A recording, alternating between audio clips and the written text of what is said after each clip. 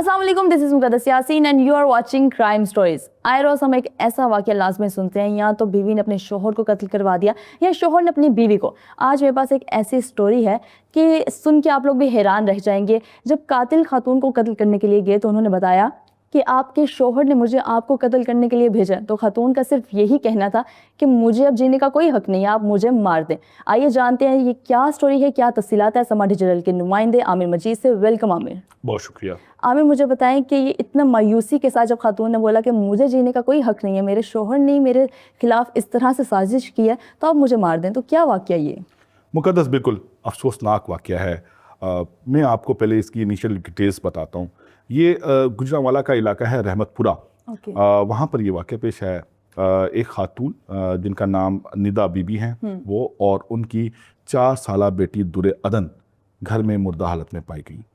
Rescue 1112 को call किया जाता है, पुलिस आती है, जो मकतूलीन हैं उनकी लाशें सबखाने मुंतकिल की जाती हैं और उसके बाद तहकीकात का आगाज़ कर दिया जाता है।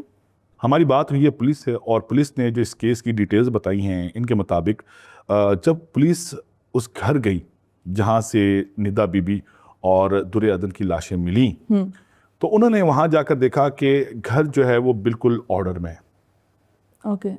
कोई चीज़ बिखरी नहीं हुई। इसके अलावा कोई चीज़ चोरी भी नहीं हुई। तो पुलिस को शक हुआ कि ये क्या मामला है, ये दुराने डकैती तो कत्ल नहीं है। बिल्कुल। और ये कत्ल किसी ऐसे शख्स ने किया है जो इंतहाई करीबी था मकतूलीन के। तो मुकद्दस पुलिस को शक हुआ कि ये कोई इंतहाई करीबी शख्स है जिसने इन दोनों को कत्ल किया है। पुलिस ने तहकीकात का आगाज़ किया। बड़ा वाक़या था। जो CPO गुजरांवाला हैं, उन्होंने एक तहकीकाती कमेटी कायम की और SP हिना नेक बख्त की सरबराही में एक कमेटी बना दी जाती है। अब कमेटी अपना काम शुरू करती है। सबसे पहले जो शुबे में इंसान आता है कि उस घर में रहता कौन कौन था। बिल्कुल, ऑब्वियसली सबसे पहले ये सवाल उठेगा। निदा बीबी, दुरे अदन और निदा बीबी का शोहर गुलाम मुस्तफ़ा। पुलिस ने गुलाम मुस्तफ़ा को अपनी कस्टडी में लिया और जब उनसे तफ्तीश की गई तो उन्होंने सबसे पहले तो इनकार कर दिया कि मैं अपनी बीवी और बेटी को क्यों मारूंगा। बिल्कुल। लेकिन पुलिस इस पर काम करती रही। और पुलिस ने फौरन ही जो गुलाम मुस्तफ़ा का जो CDR है वो निकलवाया। तो जब गुलाम मुस्तफ़ा का CDR निकलवाया तो CDR के अंदर ये देखा गया पुलिस ने कि गुलाम मुस्तफ़ा ने निदा बीबी को बहुत ज़्यादा कॉल्स की हुई हैं।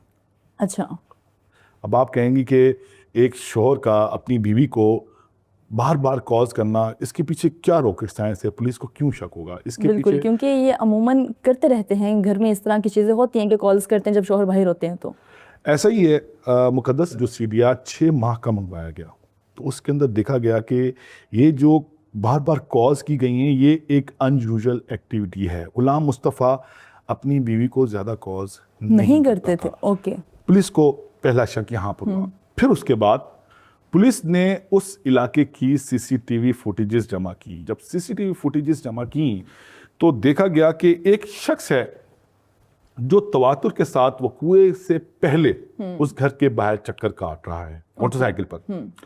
पुलिस को शुबा हुआ और पुलिस ने उसको भी हिरासत में ले लिया।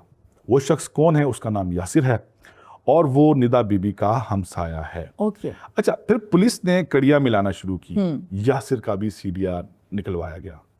और यासिर के CDR में जब पुलिस ने देखा कि उसके और गुलाम मुस्तफ़ा के कुछ दिन पहले से, उससे पहले कोई कांटेक्ट नहीं है और उसके बाद बार बार कांटेक्ट है। फिर उसके बाद पुलिस ने खोज लगाई तो पता चला कि यासिर और गुलाम मुस्तफ़ा, ये बड़ी एक अनयूजुअल एक्टिविटी थी कि 2-3 बार कहीं आउट ऑफ सिटी भी गए हैं, विद इन सिटी भी मिले हैं।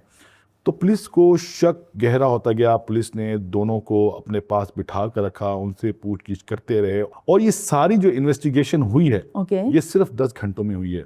गुलाम मुस्तफ़ा ने एतराफ़ जुर्म कर लिया कि उसने अपनी बीवी को मरवाया है और यासिर ने इकबाल जुर्म कर लिया कि उसने निदा बीबी को कत्ल किया है।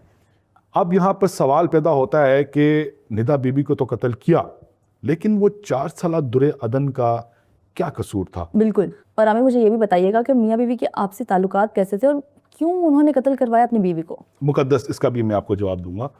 दुर्योधन सोई हुई थी और उसको कुछ घर के अंदर अजीब सी हरकत महसूस हुई, तो वो अपनी वालदा को तलाश करने के लिए ऊपरी मंजिल पर जब गई तो वहाँ पर उसने कातिल को देख लिया था। और यासिर का कहना था कि बच्ची को नहीं मारना था, लेकिन जब बच्ची ने उसको अपनी वालदा को कत्ल करते हुए देख लिया था तो उसको मारना ज़रूरी हो गया था, तो उसने उस बच्ची को भी कत्ल कर लिया। अच्छा, अब मुकद्दस, अब आपके दूसरे सवाल की तरफ आते हैं कि दोनों के जो ताल्लुकात थे वो बेहतर नहीं थे। अच्छा। और जो गुलाम मुस्तफ़ा है वो दूसरी शादी करना चाहता था, और यही वजूहात थी कि गुलाम मुस्तफ़ा और निदा बीबी के झगड़े आपस में रहते थे। ओके। अच्छा, जब दोनों ने एतराफ़ जुर्म कर लिया तो पुलिस ने ये भी पता लगवाया कि उन्होंने ये प्लान कैसे बनाया और इसको एग्जीक्यूट कैसे किया गया। यासिर ने पुलिस को बताया कि गुलाम मुस्तफ़ा ने उसको कहा था कि वो निदा बीबी को मारने के एवज़ उसको 2.5 लाख रुपए देगा। ओके। ठीक। और ये मिडिल क्लास फैमिली है दोनों, यासिर भी और गुलाम मुस्तफ़ा भी। ना यासिर के पास जो है वो 2.5 लाख रुपए थे और ना ही गुलाम मुस्तफ़ा के पास 2.5 लाख रुपए थे देने के लिए। तो गुलाम मुस्तफ़ा ने जो श्योरिटी होती है, जो एडवांस है, वो निदा बीबी के जो सोने के टॉप्स थे वो उनको दिए थे, और इसके अलावा 28,000 रुपये जो रकम है वो दी थी, और इसके अलावा जो बाकी मांदा रकम थी वो 1 हफ्ता गुजरने के बाद देनी थी, लेकिन पुलिस ने तहकीकात करते हुए 10 घंटे के अंदर ही उनको गिरफ्तार कर लिया। अच्छा मुकद्दस, ये कहानी यहाँ पर ख़त्म नहीं होती। जब निदा बीबी की लाश पोस्टमार्टम के लिए भिजवाई गई तो वहाँ पर जो खातून मेडिको लीगल अफसर थी उन्होंने लाश का मुआयना किया और उन्होंने बताया कि इस तरह मालूम होता है कि इनके साथ जिनसी ज़्यादती भी हुई है। तो दौरान तफ्तीश यासिर ने यह बताया कि जब वो निदा बीबी को मारने के लिए उनके घर गए तो उन्होंने उन्हें अकेला पाकर पहले उनको जिनसी ज़्यादती का निशाना बनाया। और उसके बाद उन्होंने कहा कि मैं तुम्हें कत्ल करने के लिए आया हूँ और मुझे तुम्हारे शौहर गुलाम मुस्तफ़ा ने कत्ल करने के लिए भेजा है।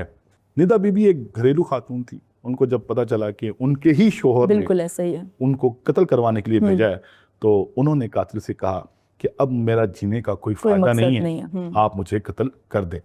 अच्छा, ये एक गुंजान आबाद इलाका है मुकद्दस। पहले ये प्लान बनाया गया कि फायर मार कर कत्ल किया जाएगा निदा बीबी को, लेकिन गुलाम मुस्तफ़ा ने कहा कि अगर तुम फायर करोगे तो आवाज़ आएगी और आसपास के जो लोग हैं वो मुतारिक हो जाएंगे। तो ये फैसला किया गया कि छुरी का इस्तेमाल किया जाएगा, और इसीलिए जो गुलाम मुस्तफ़ा है उन्होंने अपनी बीवी को कत्ल करवाने के लिए एक छुरी का इंतज़ाम किया और छुरी का इस्तेमाल किया गया इस कत्ल को अंजाम देने के लिए। अच्छा आमिर, आपने वाक़या तो हमें बताया, लेकिन पुलिस अभी तक क्या कार्रवाई कर रही है और तफ्तीश कहाँ तक पहुँची है? मुकद्दस, इस कत्ल की तहकीकात के लिए पुलिस मुल्ज़िमान को पहले जायवकुआ लेकर गई और उसके बाद फिर उनको जो आला कत्ल है छुरी जहाँ से ख़रीदी गई वहाँ पर लेकर गई। इस तरह आला कत्ल तो बरामद कर लिया पुलिस ने।